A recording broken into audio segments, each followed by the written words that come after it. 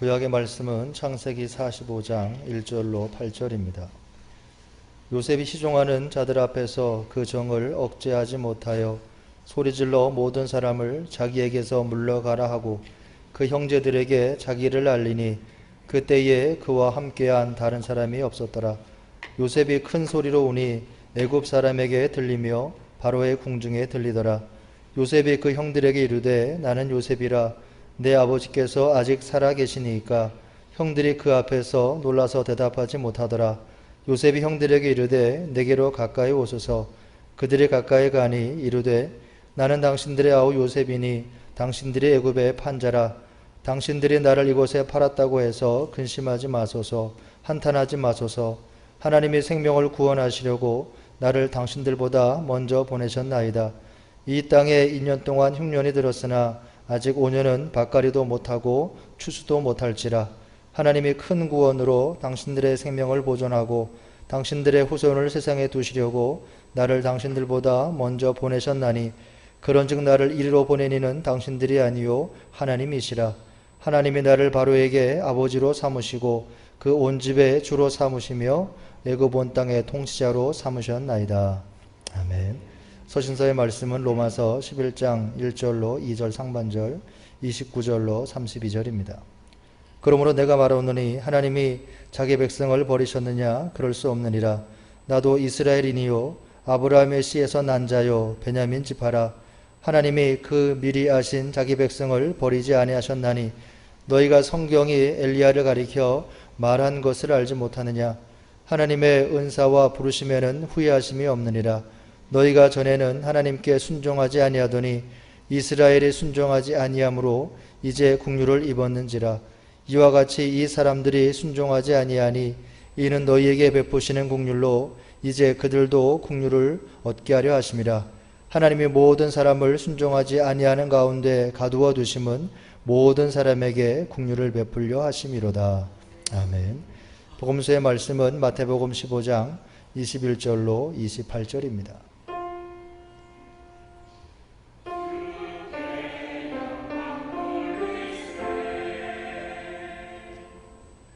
예수께서 거기서 나가사 두로와 시돈 지방으로 들어가시니 가나안 여자 하나가 그 지경에서 나와서 소리질러 이르되 주 다윗의 자손이여 나를 불쌍히 여기소서.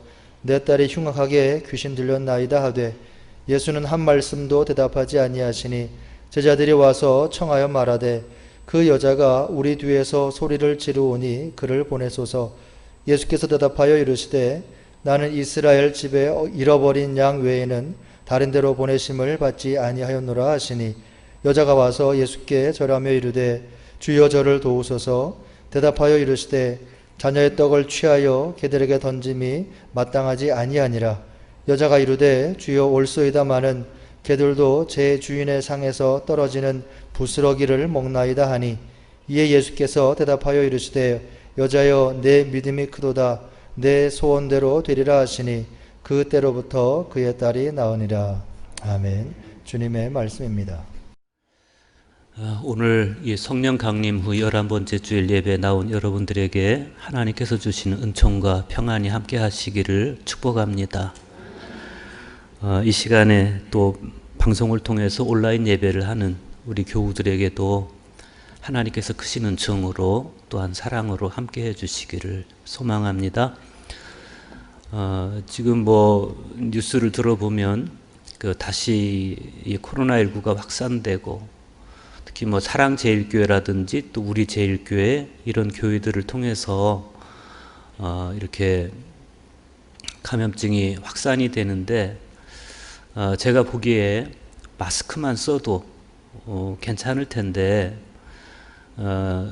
성가대에서 찬양을 하면서 다 마스크 안 쓰고 또 교우들도 마스크 안 쓰고 속으로 모임 갖고 그러면서 자꾸 이 코로나19가 확산되는 것 같아요. 상대적으로 성당이라든지 이런 쪽에서 그 코로나19 확진자가 생겼다는 이야기는 잘 안 들려오는데 우리가 방역 수칙을 잘 준수해야 될 것 같습니다. 우리 해운대교회 성가대는 평소에 이렇게 마스크 쓰다가 찬양할 때는 또 이 가드 하고 있는 굉장히 모범적입니다. 자랑스럽습니다. 박수해 주십시오. 네. 참 그 작은 노력 안에 배려가 있어요. 얼마나 귀한 건지 모릅니다. 그게 그리스도인의 품이고 품격이고 그렇습니다. 성직자이고 또 작가이고 베네딕트 수도원의 원장을 지낸 안셀름 그림이라는 분이 계시는데, 그분이 삶의 기술이라는 책에서 이런 말을 합니다. 수도자가 자기 수련을 통해 하나님께 도달했는지 여부는 남을 심판하는가 그렇지 않는가를 보면 안다. 자기 수련을 한 뒤에도 여전히 남을 심판한다면 엄격하게 금식을 하고 심한 노동을 한다 한들 아무런 소용이 없다. 그의 자기 수련은 단지 그가 다른 사람보다 높이 오를 수 있다는 것을 확인시켜 줄 뿐이다. 그래요. 그러면서 이 안셀름 그리는 사막 교부들의 금원 중에서 포이멘 교부가 요셉 교부에게 한 물음을 소개합니다. 어떻게 해야 수도자가 되는지 말해 주십시오. 요셉 교부가 대답했다. 자신에게 머물게, 자기 자신의 진리와 대면하게, 그리고 아무도 심판하지 말게. 오늘 우리가 읽은 성서 일과의 말씀을 통해서 그런 심판의 무의미함, 그리고 거기 비견되는 용서가 주는 유익을 우리가 보게 됩니다. 오늘 성경 말씀들을 통해서 우리가 깨닫는 것은 용서는 나의 인격이 아닌 하나님께로부터 시작이 되었다는 사실입니다. 구약 성경은 자기들이 버린 요셉을 만난 형들이 그 두려워하는 모습을 보여주는데, 또 동시에 자기를 버린 형들이 찾아왔을 때 오히려 그 두려워하는 형들을 위로해주고 하나님이 생명을 구원하시려고, 당신들의 후손을 세상에 두시려고 나를 당신들보다 먼저 이곳에 보냈다라고 말하는 요셉의 모습을 볼 수가 있습니다. 자기들이 무자비하게 버린 동생을 다시 만나서 그 동생 앞에서 두려워하는 형들의 모습이 에덴 동산의 처음 사람의 모습을 닮았다면, 그 형들을 위로해주고 용서해주는 요셉의 모습은 하나님의 자비를 닮았다라고 말할 수 있겠어요. 저는 오늘 이 말씀을 묵상하면서 저를 생각해 봤습니다. 나는 어떤 유형의 사람일까? 요셉과 같은 유형의 사람일까? 아니면 끊임없이 죄를 짓고 누군가에게 무자비하게 행하고 그로 인한 두려움에 빠져 있는 요셉의 형들과 같은 그런 모습일까?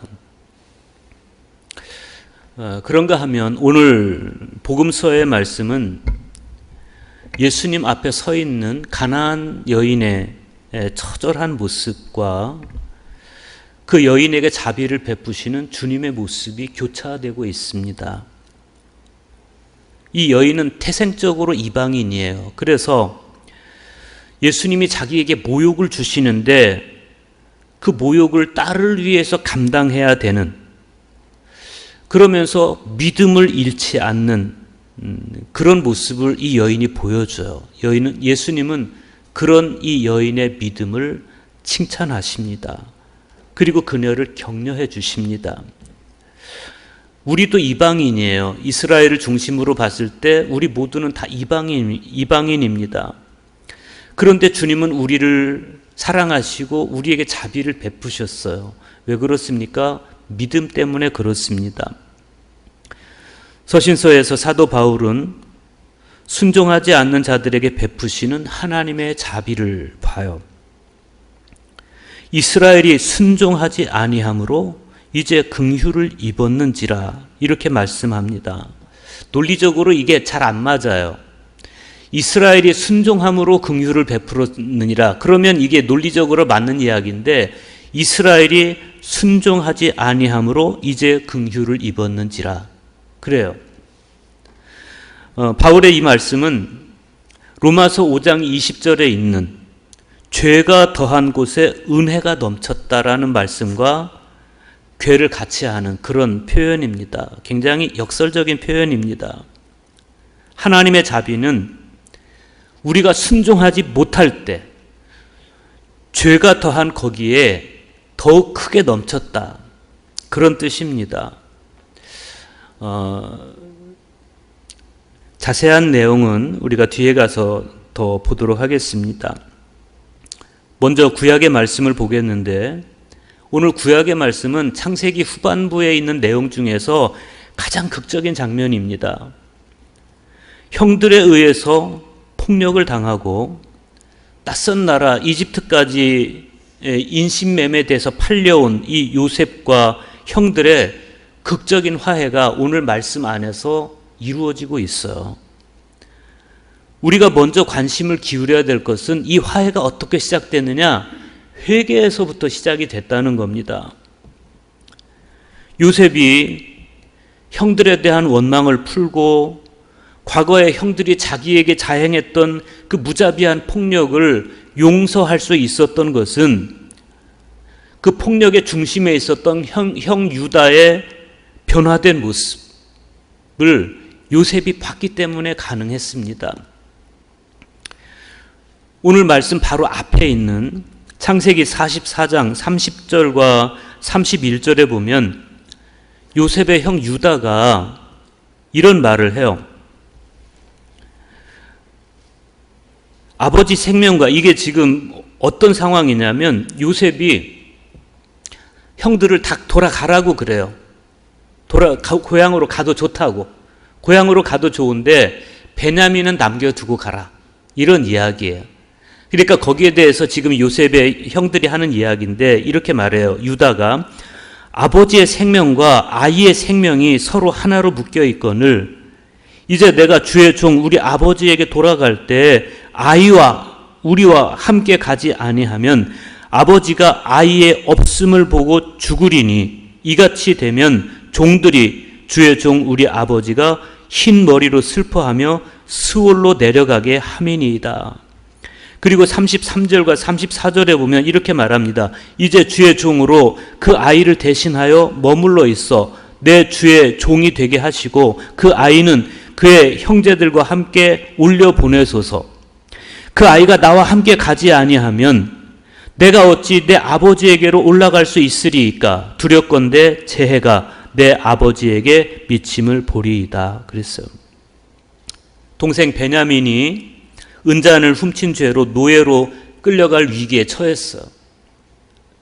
그래서 요셉이 형들에게 베냐민은 여기 놔두고 베냐민은 여기 억류해 놓을 테니까 베냐민은 놔두고 그러나 너희들은 죄가 없는 것 같으니 너희들은 가도 좋다.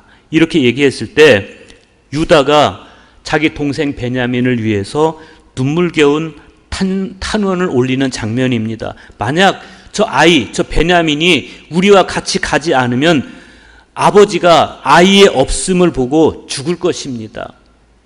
차라리 내가 대신 남겠습니다. 그런 거예요. 과거 자기를 그렇게 구덩이에 던졌다가 다시 끌어올려서 상인들에게, 이집트의 상인들에게 팔아넘겨 버렸던 그 형의 모습과 달라진 모습입니다. 만약 그때 그 형들의 모습 그대로라면 아버지가 실망을 하든 말든 베냐민은 어차피 자기들과 배가 다른 형제이기 때문에 그냥 까짓것 놔두고 네가 잘못했으니까 왜 은잔을 훔쳤니? 그러니 너 그냥 억류돼 있어라. 우리는 가겠다. 우리라도 살아야지 하고 갔을 텐데 이번엔 형이 그렇게 안 하는 거예요. 저 베냐민을 데리고 가지 않으면 우리 아버지는 죽을 겁니다. 그러니까 베냐민을 보내주십시오. 대신 내가 여기 남겠습니다. 이런 거예요. 굉장히 진정성 있는 진심 어린 탄원인데 이 탄원이 요셉의 마음을 감동시켜요. 유다가 정말 자기 미래를 걸고 동생 베냐민을 지키려는 그 마음을 본 겁니다. 이건 과거의 형의 모습, 그 무정한 형의 모습이 아니었습니다. 사실 형들이 처음 애굽에 내려오고 그리고 그 형들을 처음 봤을 때 그때부터 요셉에게는 극도의 자제가 필요했습니다. 동생 베냐민을 보고 마음이 복받쳐 올랐을 때도 요셉은 형들 앞에 자기를 드러내지 않고 안방에 혼자 들어가서 울고 그러고 나와서 형들과 대했어요.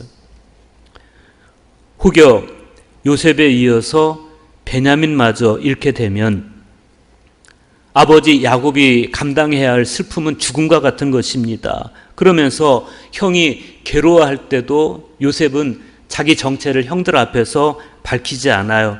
그런데 형 유다가 베냐민을 대신해서 애굽의 포로로 남겠다고 그 말하는 그 안에 그 진정성이 있는 그 모습을 보고 요셉이 감동합니다. 그래서 그 자리에 있던 사람들을 다 물리고 그리고 형들 앞에서 비로소 우는 거예요.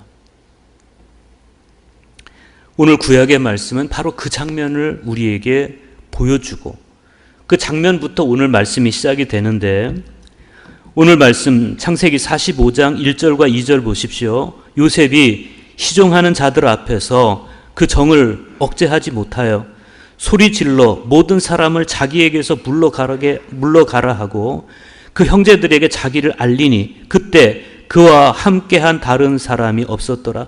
요셉이 큰 소리로 우니 애굽 사람에게 들리며 바로의 궁중에 들리더라. 여러분, 하나님 앞에서 우리의 모습이 변화된 유다의 모습 같기를 원합니다. 유다처럼 나의 회개에 진정성이 있을 때 그때 하나님은 우리에게 자비를 베푸세요. 그런데 무엇보다도 형제들이 이렇게 극적인 화해에 이룰 수 있었던 거기에는 지금까지 벌어진 모든 일들에 대한 요셉의 신앙적인 해석이 있었기 때문에 가능했어요. 4절과 5절 보십시오. 요셉이 형들에게 이르되 내게 가까이 오소서. 그들이 가까이 가니 이르되 나는 당신들의 아우 요셉이니 당신들이 애굽의 판자라. 당신들이 나를 이곳에 팔았다고 해서 근심하지 마소서, 한탄하지 마소서. 하나님이 생명을 구원하시려고 나를 당신들보다 먼저 보내셨나이다. 우리 인생에서 중요한 것은 내가 어떤 일을 겪었느냐, 이건 사실이에요. 내가 겪은 일들에 대한 사실. 그런데 그 사실보다 더 중요한 건 뭐냐면 이 사실을 어떤 관점에서 해석하느냐의 문제예요. 이게 굉장히 중요합니다. 역사를 어떻게 해석하느냐에 따라서 과거 우리가 일본에게 당한 그 식민지 사건에 대한 해석도 달라지고 또 한국 전쟁에 대한 해석도 달라지고 그 역사적 평가에 대한 그 해결 방법도 달라져요. 처방도. 그런데 이 해석에 필요한 관점이 필요한 거예요. 이 관점은 단편적인 지식이 아니고 전체를 바라볼 수 있는, 또 표면이 아니라 내면의 본질을 바라볼 수 있는 해안이 있을 때 올바를 수 있는 겁니다. 요셉은 형들 앞에서 그동안 있었던 일, 형들이 자기를 이집트 상인에게 팔아넘겨서 이집트까지 노예로 끌려오게 만들었던 그 일에 대한 어떤 섭섭함도 표현을 하지 않아요. 오히려 당신들이 나를 상인들에게 팔아넘긴 것은 하나님께서 우리 목숨을 살리시려고 나를 형들보다 먼저 앞서 보내신 것입니다. 그러면서 지금까지 있었던 이 비극적인 가족사가 사실은 하나님께서 하신 일이다, 이렇게 해석을 하고 있는 겁니다. 동생이 이렇게 해석을 하니까 형들이 비로소 두려움을 풀어요. 그리고 동생에게 다가갈 수가 있게 된 거죠. 8절에서 요셉의 고백을 보세요. 그런즉 나를 이리로 보낸 이는 당신들이 아니요 하나님이시라. 하나님이 나를 바로에게 아버지로 삼으시고 그 온 집의 주로 삼으시며 애굽 온 땅의 통치자로 삼으셨나이다. 우리가 요셉을 보면서 감동하는 건 뭡니까? 자기가 처한 상황에서 하나님을 보고, 그리고 하나님의 시선으로 지금 자기의 상황을 해석하고 있는 거예요. 그런 시선을 믿음의 안목이라고 그래요. 여러분들에게 얼마나 많은 일이 벌어져요. 그렇죠? 지난날, 오늘 하루도 우리에게는 수만 가지 일들이 벌어지는데, 그러나 내가 걸어온 길, 내가 겪고 있는 그 모든 일들에 대해서 신앙적으로 해석하느냐, 아니면 인간적으로 해석하느냐, 표면적으로 해석하느냐, 거기에 따라서 우리의 앞길은 굉장히 달라집니다. 요셉은 형들을 설사 용서한다 해도 자기 인격으로 용서하려고 하지 않았어요. 어차피 인간에게는 사람을 용서할 수 있는 능력이 없어요. 설사 자식이라 할지라도 3번, 4번은 용서해도 그보다 더 많이 죄를 지면 용서하기가 쉽지가 않아요. 사람의 인격이란 그렇게 얄팍한 겁니다. 그런데 요셉은 자기 인격으로 형들을 용서하는 것이 아니고 자기가 겪어온 일들에 대한 해석을 달리해요. 하나님의 시선으로 해석하고 하나님의 섭리 안에서 형들을 용서하는 거예요. 마하트마 간디가 그런 말을 합니다. 약한 자는 용서하지 못한다. 용서는 강한 자에게 부여된 특성이다. 사실 우리가 그리스도인이라고 하지만 나에게 상처를 입힌 사람들을 용서한다는 건요, 굉장히 부담스러운 일입니다. 왠지 용서하면 패배하는 것 같고, 왠지 용서하면 내가 약해지는 것 같고, 체념하는 것 같고, 그런 거예요. 그런데 오히려 그리스도인이기 때문에 우리가 누군가를 용서할 때 그 용서는 언제나 강함의 표현이지 패배나 체념이 아닙니다. 우리가 하나님의 마음을 알아채고 하나님의 마음이 나의 마음이 될 때 그리스도인의 강함은 거기 있는 거예요. 그래서 우리가 닥치는 모든 일, 특별히 사람들과의 관계에서 벌어지는 일들을 나의 옹색한 마음이 아니라 하나님의 시선에서 그 사건을 볼 수 있는 것이고, 하나님의 마음으로 그 사건을 헤아릴 수 있는 것이고, 그래서 하나님의 마음으로 그 사건을 해결할 수가 있습니다. 오늘 복음서에 나오는 여인을 보면 그 여인의 마음이 꼭 그러합니다. 예수님께서 두로와 시돈 지방을 가셔요. 오늘날로 말하면 이 두로와 시돈은 레바논 베이루트 지역입니다. 최근에 이스라엘 대통령과 레바논 대통령 사이에 아주 평화협정이 있었어요. 바로 그 지역에 간 거예요. 이방인 지역입니다. 국경 지역입니다. 그런데 마태복음 15장 22절과 23절 보십시오. 가나안 여자 하나가 그 지경에서 나와서 소리질러 이르되 주 다윗의 자손이여 나를 불쌍히 여기소서. 내 딸이 흉악하게 귀신 들렸나이다 하되 예수는 한 말씀도 대답하지 아니하시니 제자들이 와서 청하여 말하되 그 여자가 우리 뒤에서 소리를 지르오니 그를 보내소서. 마태는 이 여인을 가나안 여자라고 그래요. 가나안 여자. 그러니까 가나안 토착 원주민 여자인 것 같아요.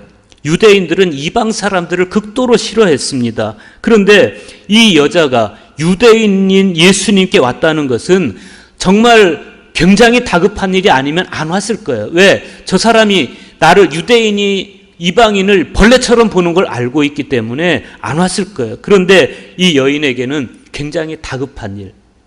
무슨 일입니까? 딸이 귀신이 들린 거예요. 흉악한 귀신이 들렸다 그랬어요. 엄마의 심정입니다. 얼마나 힘들었겠어요. 그래서 예수님께 와서 주 다윗의 자손이여 나를 불쌍히 여기소서 그렇게 울부짖으면서 예수님께 이야기를 하는데 그 상황을 보면 예수님께서 이 여인, 그렇게 울부짖는 여인에게 대꾸를 하지 않아요. 거기다가 제자들은 뭐라고 말합니까? 그 여자가 우리 뒤에서 소리를 지르오니 그를 보내소서. 저는 이 제자들이 왜 이렇게 잔인할까라고 생각했다가 한편 약간 이해가 되는 건 있었어요. 여인이 울부짖었어요. 우리를 불쌍히 여겨달라고. 그런데 앞에서 안 하고 뒤에서 그랬다는 거예요. 뒤에서 누군가가 귀에다 그렇게 울부짖으면 얼마나 그 마음이 힘들겠어. 시끄럽고. 이해는 하지만, 그러나 제자들의 반응, 이 여인의 심정을 조금이라도 헤아렸다면 그렇게까지 말할 수는 없는 거죠.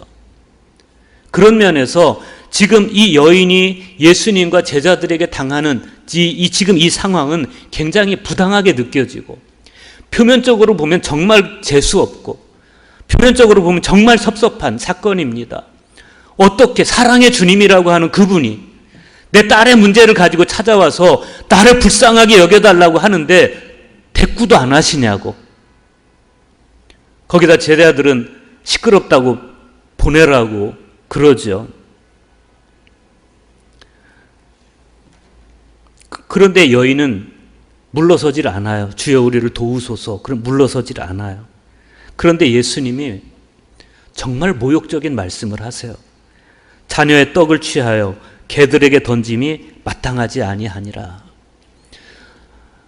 망언이라고 본다면 성경에 있는 말씀 중에 예수님 하신 말씀에 제일 큰 망언이에요.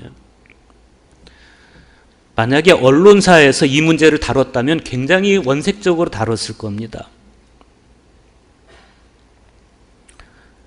예수 불쌍한 여인에게 막말하다 뭐 이런 식으로 다뤘을 거예요. 자녀의 떡을 취하여 개들에게 던짐이 마땅치 아니하니라. 무슨 말씀입니까? 너는 개다 이런 말씀 아니에요? 어떻게 내 자녀에게 주는 떡을 개 같은 너한테 주느냐 이런 말씀이에요. 여러분 같으면 예수님이 그런 말씀 하셨다면 어떻게 반응하겠습니까? 화를 내고 돌아가겠죠. 다시는 안 본다 하겠죠. 그런데 이 여인의 반응을 보세요. 소름 끼치는 반응을 합니다. 주여 올소이다마는 개들도 제 주인의 상에서 떨어지는 부스러기를 먹나이다. 이 여인의 반응은 뭐라고 생각하십니까? 비굴한 겁니까? 아니에요. 저는 이 여인이 정말 위대한 말을 한 거라고 봐요. 어떻게 이 여인은 예수님의 이 잔인한 한마디, 자녀의 떡을 취해서 개들에게 주는 거에 마땅치 않다라고 말씀하는 이 잔인한 예수님의 말씀 앞에서 이렇게 반응할 수 있을까? 이 여인의 인격이라고 생각하십니까? 그렇지 않아요. 지금 이 여인은 이방인으로서가 아니라 엄마로서 예수님 앞에 서 있는 것이기도 하지만, 그래서 엄마로서의 위대함이 여기 있는 것이기도 하지만, 정말 이 여인이 슬기로웠다는 건 뭐냐면 예수님의 그 무자비한 언어, 무자비한 표현, 처음엔 아무 말도 하지 않다가 그 다음에 나는 이스라엘의 집에 잃어버린 양 외에 다른 데로 보내심을 받지 않았다라고 얘기하셨다가 그 다음에 자녀의 떡을 취하여 개에게 주는 것이 마땅치 않다고 말씀하는 그 예수님의 이 잔인하고 무례한 언어 속에 악의가 없다는 것. 표면적으로 보면 굉장히 모욕적인 말이지만, 그러나 예수님의 이 말씀 안에는 여인에게 더 큰 것을 발굴해내고 싶은 긍휼하심이 그 안에 있다는 걸 여인은 알아챈 거예요. 행간이라는 게 있어요. 우리가 책을 읽을 때나 신문을 읽을 때나 우리는 행간을 읽을 수 있어야 되는데, 여인은 예수님의 언어의 표면을 보지 않고 예수님 언어의 행간을 읽어낼 수 있는 지혜가 여인에게 있었어요. 그런 면에서 이 여인은 정말 믿음의 여인이었고, 그렇기 때문에 예수님은 이 여인을 칭찬하시는 거예요. 여자여, 내 믿음이 크도다. 내 소원대로 되리라. 이렇게 말씀하세요. 이게 예수님의 진심이에요. 예수님은 이 말씀을 하고 싶었던 거예요. 이 여인에게. 여러분은 예수님께 뭘 칭찬받고 싶습니까? 인격을 칭찬받고 싶습니까? 행위를 칭찬받고 싶습니까? 여러분, 우리의 인격도 칭찬받아야 되고 우리의 행위도 예수님께 칭찬받아야 돼요. 그런데 중요한 건 믿음이 칭찬을 받아야 돼요. 왜 그렇습니까? 우리가 요셉에게서 보듯이, 이 여인에게서 보듯이 그 품격 있는 행동, 품격 있는 언어는 믿음에서 나왔어요. 인격에서 나온 게 아니었다는 거예요. 우리 인격은요, 조금만 건드려도 굉장히 더러운 게 나와요. 얕은 겁니다. 그런데 믿음이냐 인격이냐, 이게 단순한 문제는 아니에요. 바울 당시에 로마 교회에 이런 문제에 대한 신학적인 이해 차이가 있었습니다. 로마에 있는 그리스도인들이 유대인과 이방인의 혼합으로 이렇게 이루어져 있었는데, 처음에는 유대인 기독교인의 수가 더 많았어. 그러다가 클라우디오 황제의 추방령 이후로 유대인 기독교인들이 다 추방되고 나니까 이방인 기독교인의 수가 더 많아지게 됐어요. 그런데 유대인과 이방인은 전혀 다른 배경, 다른 문화 안에서 살아온 사람들이기 때문에 같은 로마 교회에 다니면서도 곳곳에서 입장 차이가 일어났고 충돌이 빚어졌습니다. 이런 배경을 놓고 우리가 로마서를 읽어야 되는데, 그러면 바울의 생각은 어땠을까? 바울은 유대인의 전유물처럼 여겨지는 율법의 행위로서가 아닌 예수 그리스도를 믿는 믿음으로 의롭다함을 받는다라는 점에서 유대인 그리스도인이나 이방인 그리스도인이나 차이가 없다. 그것을 로마서에서 강조하고 있어요. 그런데 사도 바울의 이 말씀이 유대인들로서는 받아들일 수가 없는 거예요. 왜? 그들은 율법 위에 서 있는 사람들이 여전히 율법을 강조하고 있고 율법 안에서 자기들의 정체성을 찾고 싶은 사람들이었기 때문에 바울의 이런 율법이 아니라 믿음으로 우리는 구원받는 거다, 믿음 안에서 우리는 동일하다라는 바울의 말씀에 대해서 이게 받아들일 수 없는 거예요. 받아들여지지가 않아요. 사람들은 자기 이해관계 안에서 말을 이해를 해요. 부동산 정책 하나도 사람들은 자기 이해 안에서 받아들여요. 그런데 당시 유대인 기독교인들과 이방인 기독교인들 사이에 벌어진 갈등에서 유대인들은 자기들이 가지고 있는 헤게모니를 놓치고 싶지 않은 겁니다. 그런데 바울은 믿음으로 구원받는 점에 있어서 이방인이나 유대인이나 동일하다라고 얘기를 하는 거예요. 이게 받아들일 수 없는 거죠. 바울은 로마서 10장 21절에서 이런 유대인들의 율법 우월주의를 가리켜서 순종하지 아니하고 거슬러 말하는 백성이라고 책망합니다. 바울의 고민은 바로 여기 있었습니다. 그들은 율법 우월주의를 포기할 마음이 없었어요. 그런데 그건 불순종이었어. 바울의 고민이 여기서 시작돼요. 하나님의 백성이었던 자기 동족 이스라엘 사람들이 왜 이런 율법주의 교만, 이런 선민의식에 떨어져 있는지, 이게 바울의 고민이었습니다. 바울이 로마서를 쓰던 당시 로마에서도 황제들이 골치 아파할 정도로 유대인들은 문제를 많이 일으켰고 이런 우월주의를 포기하지 않았어. 그럼에도 불구하고 바울은 하나님께서 이스라엘을 버리지 않는다는 사실을 오늘 지금 서신서에서 말씀을 하는 겁니다. 로마서 11장 1절과 2절 보십시오. 그러므로 내가 말하노니 하나님이 자기 백성을 버리셨느냐? 그럴 수 없느니라. 나도 이스라엘인이요 아브라함의 씨에서 난 자요 베냐민 지파라. 하나님이 그 미리 아신 자기 백성을 버리지 아니하셨나니 너희가 성경이 엘리야를 가리켜 말하는 것을 알지 못하느냐. 그리고 30절 31절 보세요. 너희가 전에는 하나님께 순종하지 아니하더니 이스라엘이 순종하지 아니함으로 이제 긍휼을 입었는지라. 이와 같이 이 사람들이 순종하지 아니하니 이는 너희에게 베푸시는 긍휼로 이제 그들도 긍휼을 얻게 하려 하심이라.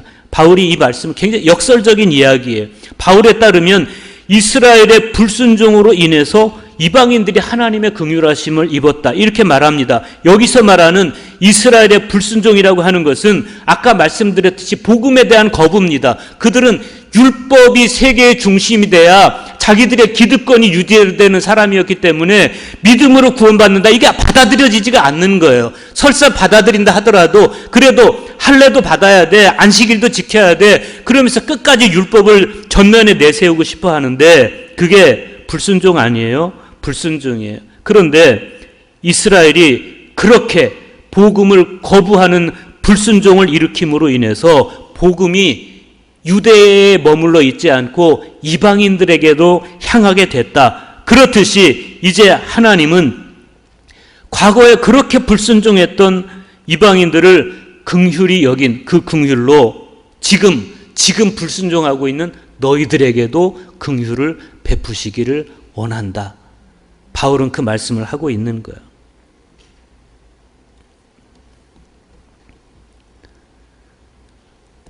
같은 논리로 오늘 우리를 한번 보세요.